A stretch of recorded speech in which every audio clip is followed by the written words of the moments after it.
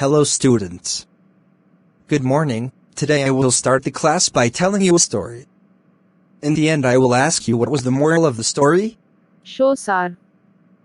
There was once a hare who was friends with a tortoise.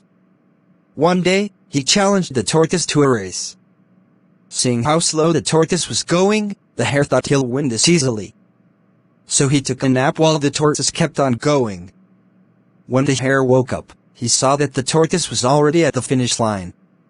Much to his chagrin, the tortoise won the race while he was busy sleeping.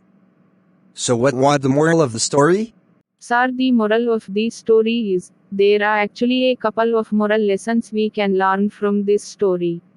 The hare teaches that overconfidence can sometimes ruin you, while the tortoise teaches us about the power of perseverance.